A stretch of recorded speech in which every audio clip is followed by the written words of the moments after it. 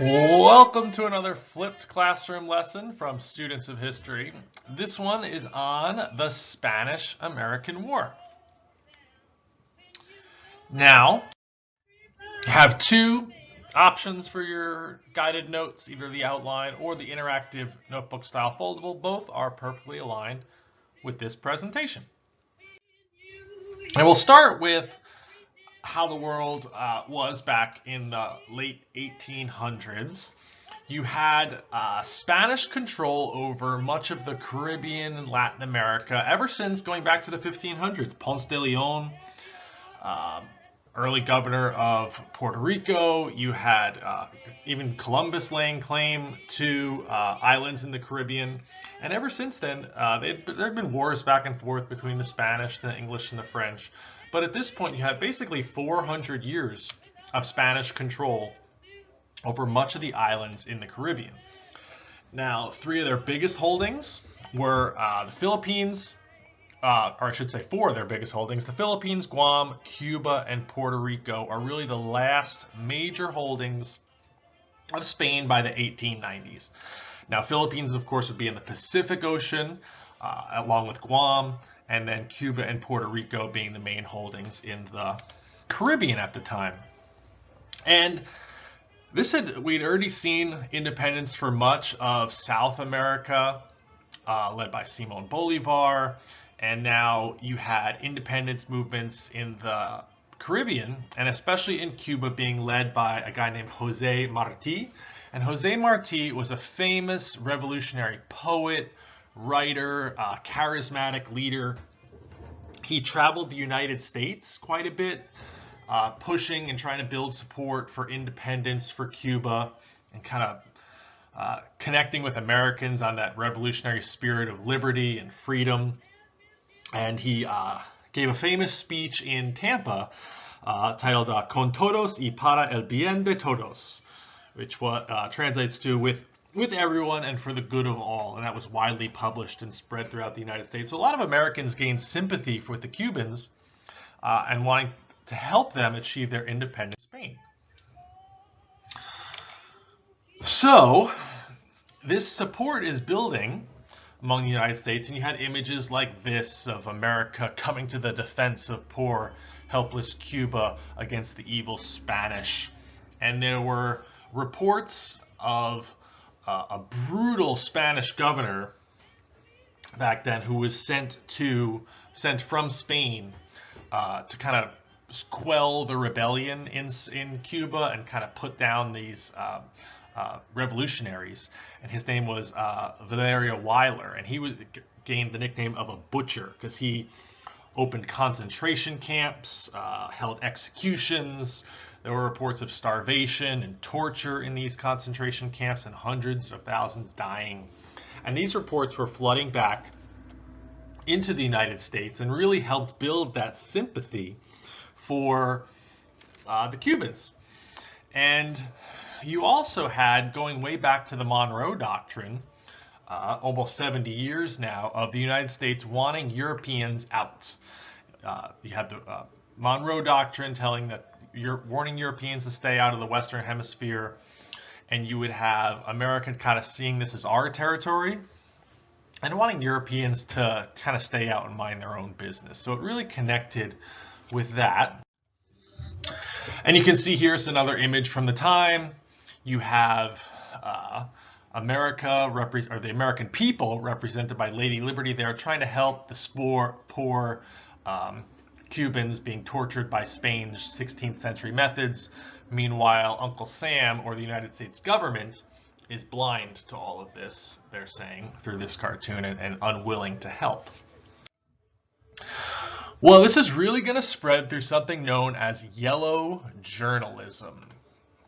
Yellow journalism comes from this cartoon. You see it here, the Yellow Kid, who is this character in a Hogan's Alley cartoon, and it was published back then, but it was kind of cheap ink, so this Yellow Kid would stain the paper, actually gets stained yellow. So the newspapers had this yellowish tint to them, which is why they're called the yellow press or yellow journalism. And two of the leaders of this were William Randolph Hearst and Joseph Pulitzer.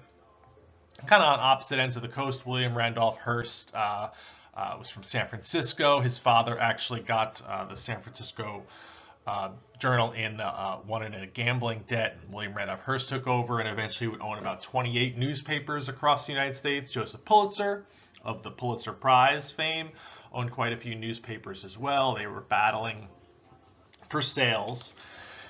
And think of it as like clickbait today, sensational headlines, trying to out-sensationalize the other. And each of them would have wild, crazy headlines with violence and talk of, the most outlandish things they could think of to try to get press and readers for their newspapers. And of course, war, conflict, reports of torture and death in these islands really would sell a lot of papers, so it was in their interest for this. Well, along comes this guy who's the Spanish ambassador in Cuba, or the Spanish ambassador. His name is Enrique de Lome, and he writes this letter that's intercepted by Cuban revolutionaries, and it's going to become known as the de Lome letter. And you can see it here. And in it, he really insults President McKinley, U.S. President William McKinley. He describes him as weak and he'll never do anything. And these Cuban revolutionaries intercept it and smuggle it out to the press because they really want the United States to intervene on their behalf and to help them out. And of course, the yellow press sees this as that's a fantastic story, and they publish the de Lome letter. And it is William Randolph Hearst published it. It sensationalizes it. There's whole campaign starts called "Go Home de Lome," which has an easy to remember ring to it. Like this, how can we let this ambassador insult our president? And he calls it the greatest insult in our history, which is probably going a little too far. But Spain actually apologizes for this. De Lome is relieved of his duties. But the ball is kind of rolling towards U.S. intervention in Cuba against Spain. So, when you know it, not soon after, McKinley, with reports of, some revolution going on in Cuba and, a movement starting and danger, he sends a battleship, an American battleship, to just protect American interests down close to Cuba. And it's called the USS Maine. And the USS Maine is going to be in Havana Harbor when, one night in February 1898, the ship explodes. 190 something men are on board, killed, almost most of the crew dies, and no one's quite sure what happened. But of course, the press, the yellow press, is going to sensationalize it and blame Spain so that they can get this war. And William Randolph Hearst actually sends down a famous painter named Remington to go paint this image of the ship being blown up and the conflict going on there. Remington gets there and he's like, "Oh, there's nothing." He telegraphs Hearst and is like, nothing's going on here. Like, do you want me to come home? Everybody's just kind of waiting around. There's no war going on or nothing really, no revolutions or riots. And Hearst telegraphs back, "Look, you furnish the pictures, I'll furnish the war." Kind of saying, look, you get me pictures like this and there will be a war because the American public will be so upset. So, of course, the American reaction, as you might expect, the yellow papers immediately blame Spain and call for war. It's sensationalized. They're saying it was a bomb, it was a torpedo. The Spanish, didn't want our ship there and blew it up. And McKinley is going to use that action to ask Congress for an authorization to use force, and America is going to declare war, and Spain declares war on America, and we do as well. Now, subsequent research, recent research, it took a long time, but they think it was an accident, that there was a lot of weaponry stored in the cargo hold, and there was some kind of accident. The ship blew up on its own. It's almost likely that I think it was in 1976, they concluded that it was ammunition ignited. It wasn't a Spanish mine. It wasn't a torpedo. It was an accident. But the war has started. And you have cartoons like this of the Spanish brute murdering our poor sailors who were there. This cartoon shows the United States enacting retribution against Spain's King Alfonso. There he is playing with Cuba like a little toy, about to suffer retribution from the United States. And these are William Randolph Hearst on the right and Pulitzer on the left. You can see dressed up as the Yellow Kids, building up war, W-A-R, out of their blocks, thinking it's like a game to them, this conflict. So the war begins. You're going to have Commodore George Dewey leading an American fleet to the Philippines, because at the time, this is before the Panama Canal. And before the Panama Canal, most countries like the United States or Europeans would need two navies. You need a navy for the Pacific Ocean and a navy for the Atlantic Ocean, because the distance was so great. So the war is really going to start in the Philippines. And Commodore George Dewey leads American fleet there. And they meet in Manila Bay in the Philippines on May 1st. And at the time, the Spanish ships were very large wooden ships, where the U.S. had larger or faster, stronger steel ships.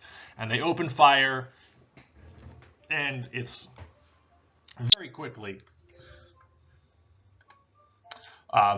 that the United States defeats the Spanish ships there in the Philippines, in Manila Bay. The only casualty the United States suffered was a guy who got heat stroke at the time from how hot it was. But so the Spanish Navy is defeated there, and then we enlist the help of a Filipino revolutionary, this guy whose name is Emilio Aguinaldo. And Emilio Aguinaldo is going to rally Filipinos to kind of finish off the job in the Philippines and defeat the Spanish and get the Spanish out, because he thinks, oh, this is great, we got American help, we're finally going to get our independence. And the Filipinos, who have been fighting for independence just like the Cubans for quite a while, are incredibly excited, and victory is declared there in the Philippines in June, just a month later, in June 1898. And the Filipinos are ecstatic. However, that excitement will not last long, because the United States will not grant that independence for quite a long time, as we'll see a little later on. Well, after Spain is defeated in the Philippines, the war moves to the Caribbean, in Cuba and Puerto Rico, and the Spanish holdings there. U.S. troops land at Guantanamo Bay in Cuba in June, and reinforcements are going to later land at Santiago, Cuba. And volunteers are called for. America at the time, a lot of people were very excited about this conflict. They saw us as, the good guys helping out poor Cuba, fighting for freedom and independence. And Teddy Roosevelt, who was at the time the Assistant Secretary of the Navy, a very high-ranking official, although young, still this is before he was president, a young guy, he's going to lead an all-volunteer regiment known as the Rough Riders. And this was like a lot of college students, former criminals, just kind of former cowboys from the West, this kind of diverse group of people who would form his Rough Riders. And he was kind of the face of the Rough Riders. They're going to head down to Cuba. Here he is. There's Roosevelt pictured there in the glasses in the middle. And his Rough Riders and another group of African-American soldiers known as the Buffalo Soldiers. The Buffalo Soldiers were just a nickname given to the 10th Cavalry, an African-American unit. It was either the Cheyenne or the Comanche who had given them this name, the Buffalo Soldiers. No one's quite sure exactly how they earned that nickname in the American Indian Wars in the 1800s, but it stuck. And they won some key victories at San Juan Hill, at Kettle Hill, these hills in Cuba against the Spanish. And these victories are pretty quick, and eventually then they'll move on to Puerto Rico, and there's almost no opposition against Spanish troops in Puerto Rico. So victory would have achieved pretty quickly. And this quote here is from Lieutenant Blackjack Pershing, who would later go on to fame in World War I. He says, quote, "The entire command moved forward as coolly as through the buzzing of bullets was the humming of bees. White regiments, black regiments, regulars, and Rough Riders, representing the young manhood of the North and South. We fought shoulder to shoulder, unmindful of race or color, unmindful of whether commanded by ex-Confederate or not, and mindful only of their common duty as Americans." A kind of very beautiful quote of a diverse American troops fighting for liberty and the goal of equality and freedom for these people. So the war ends very quickly. A ceasefire is called in August. Now this is just a few months after the war began. A Treaty of Paris is going to be signed in December, officially ending the war. I know there are many treaties of Paris. This is just yet another one called the Treaty of Paris. And Secretary of State John Hay is ecstatic. He calls it, what a splendid little war, because it was so short. The United States, those casualties were fairly low, and we got so much out of it. And here he is signing that treaty to end the war. This is in 1899, and by the terms of the treaty, Cuba is freed from Spanish rule and is going to become a protectorate. Now, just before starting the conflict, the United States signed something known as the Teller Amendment, and the Teller Amendment was a promise that America would not take Cuba. So it's not going to become a colony, whereas Puerto Rico and Guam will. Puerto Rico and Guam are given to the United States. And of course, now Puerto Rico today and Guam are still part of the United States as territories. And the United States is going to give $20 million to Spain for their trouble and for these territories and for the Philippines.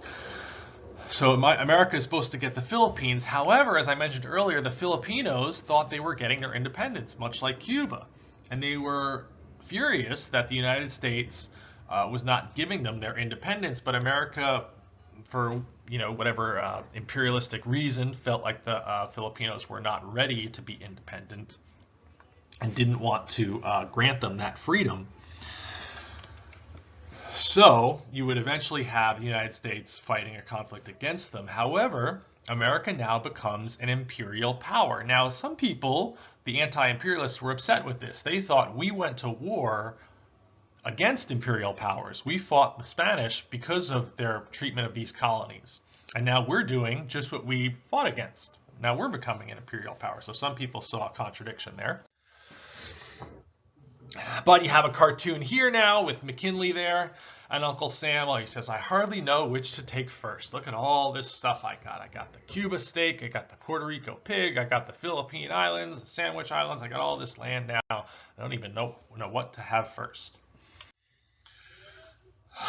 So this is a lot to analyze here in this cartoon after the war. Now this really shows that kind of what we would think of today as very racist, ignorant attitudes towards foreign people back then. You have Uncle Sam as the teacher here, and look at the students. You have very dark-skinned. You imagine the artist probably wouldn't even know what these, probably had never encountered someone from Philippines, Hawaii, Puerto Rico, or Cuba in their life.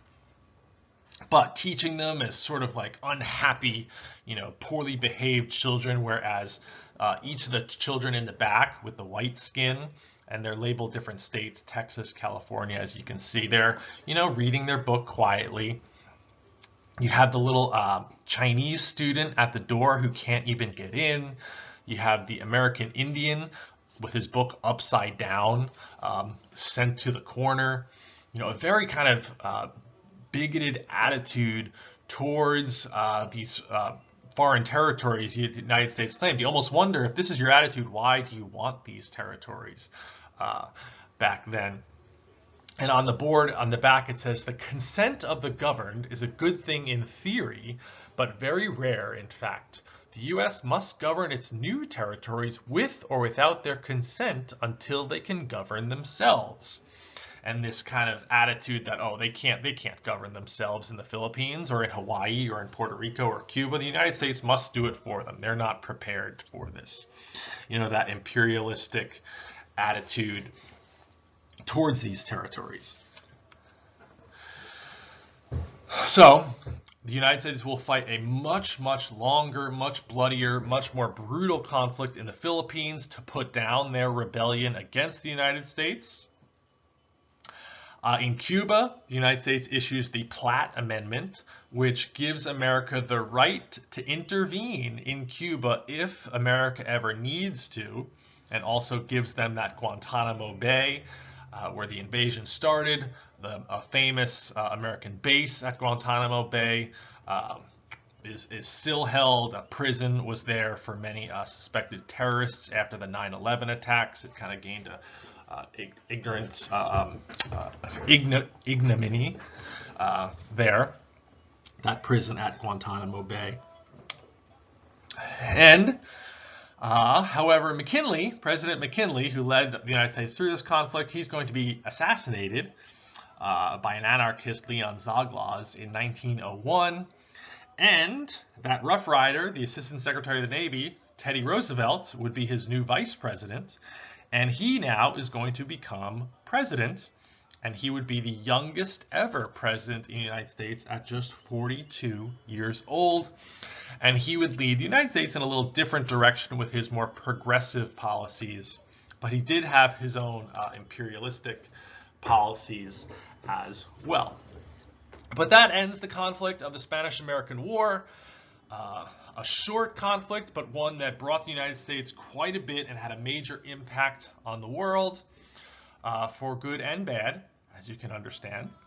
Hopefully you learned a little bit there, and thank you for following along with this lesson from Students of History, and stay tuned for more.